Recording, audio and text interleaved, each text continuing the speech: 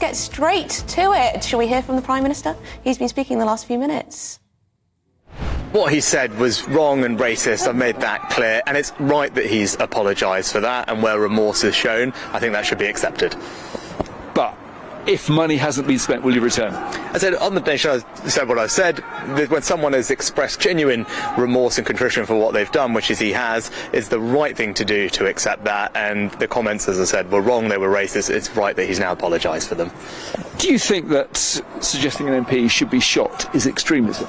Well, the extremist strategy will be outlined in a couple of hours in Parliament, and it's right that we wait for the Community Secretary to do that. But what I said on the steps of Downing Street a few weeks ago, that there has been a worrying rise in extremist activity which is seeking to undermine our democracy, our values, and stir division. And it's important that government has the tools that it needs to protect against that threat. That's what the strategy is about, and the Community Secretary will be outlining further details in Parliament later today. But suggesting an MP should be shot, is that extremism? As I said, the Community Secretary will be outlining the strategy broadly in Parliament today. Yeah, but do you have a view on that?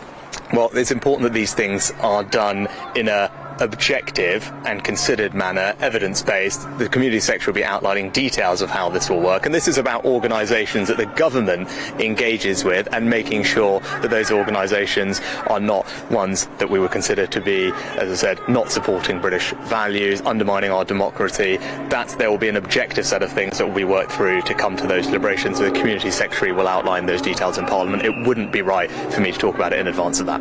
So you'll be putting out this definition, but there won't be any statutory powers, and the police won't use it. So what's the point? As I said at the steps of Downing Street a few weeks ago, there has been a rise in extremist activity that is stirring division, undermining our values and liberal parliamentary democracy. That's not right, and it's important that government has the tools that it needs to protect us against that. That's what the strategy will outline. But again, it hasn't been outlined yet. That will happen rightly in Parliament later, and it wouldn't be right for me to speculate on that before it happens. But there won't be any statutory powers, am I right in saying? As I said, the Community Secretary will be outlining this in Parliament in a few hours' time. It wouldn't be appropriate for me to talk about it in advance of that. In your estimation, what is the biggest extremist threat to this country at the moment? As I said from the steps of Downing Street, we've seen different groups try and undermine our parliamentary democracy, stir division and hate. What the Community Secretary will set out later is making sure that government has the tools that it needs to deal with those threats and make sure government is not engaging with organisations that are threatening things that we hold dear. But as I said, Community Secretary is making those announcements in Parliament. It would be right to wait for that. Finally, you're here campaigning with an MP in what is a key target seat, used to be a Labour seat.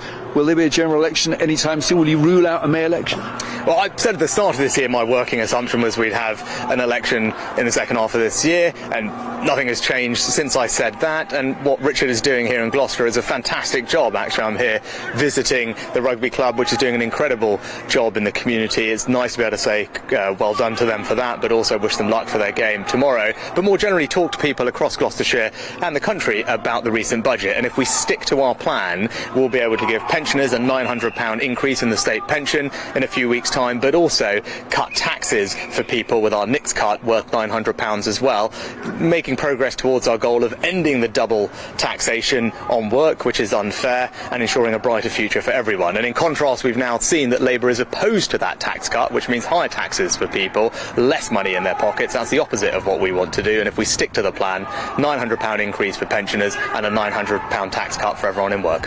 Final question. Andrea Jenkins, one of your MPs, on the radio this morning, she'd like to see you replaced. Your party isn't very united, is it?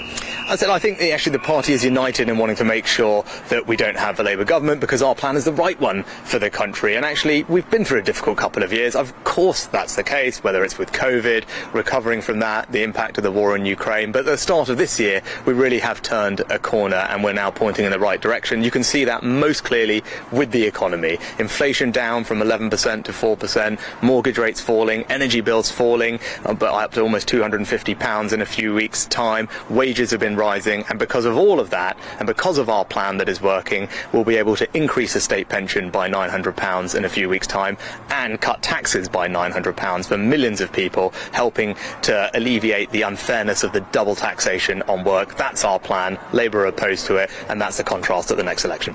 Rishi Sunak.